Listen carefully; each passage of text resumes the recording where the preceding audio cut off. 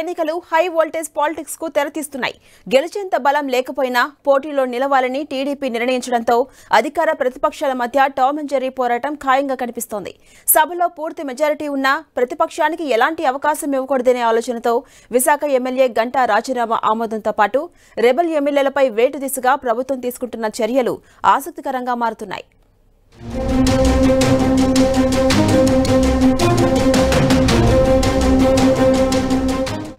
ఏపీలో 3 రాజ్యసభ స్థానాలకు ఎన్నికలు జరగనున్నాయి.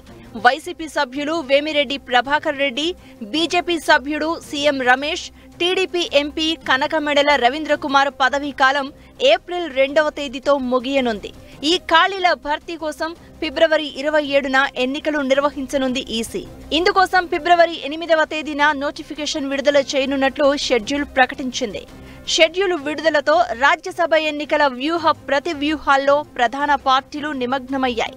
వాస్తవానికి సభ్యుల సంఖ్య ప్రకారం ఈ 3 స్థానాలు వైసీపీ గెలుచుకునే అవకాశాలు ఉన్నాయి. అయితే ఇటీవల ఆ పార్టీలో చోటు చేసుకుంటున్న పరిణామాలు, గత ఏడాది జరిగిన ఎమ్మెల్సీ ఎన్నికల్లో టీడీపీ అనూహ్య విజయం సాధించడంతో త్వరలో జరగనున్న రాజ్యసభ ఎన్నికల పోరు హీట్ పుట్టిస్తోంది.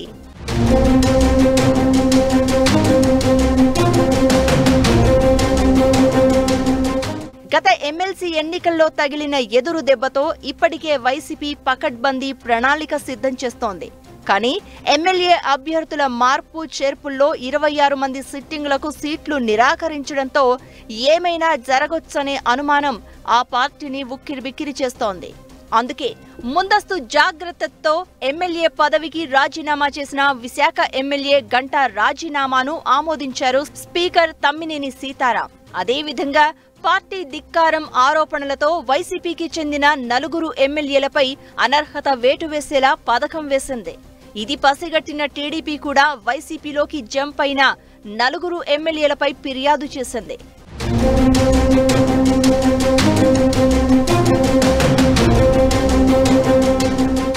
ఇలా 2 వైపులా చెరి 4 ఓట్లు తగ్గడమో అటు ఇటు అవ్వడమో జరిగే అవకాశం ఉంది.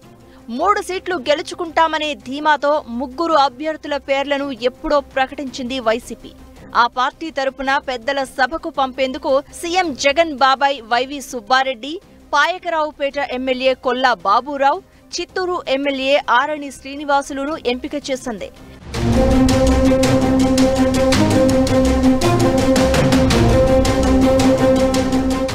ఎన్నికల్లో ఎలాంటి ట్విస్టులు లేకపోతే ఈ 3 ఎన్నిక కావడం లాంఛనమే. కానీ టీడీపీ తన అభ్యర్థిని నిలిపేందుకు వ్యూహం రచిస్తుందనే సమాచారమే అధికార పార్టీలో కలవరం పుట్టిస్తోంది.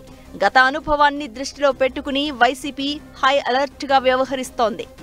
రాజ్యసభ సభ్యుడిగా ఎన్నిక కావాలంటే ప్రస్తుత సభలో సభ్యుల సంఖ్య ఆధారంగా ఒక్కొక్కరికి 44 ఓట్లు రావాల్సి ఉంటుంది.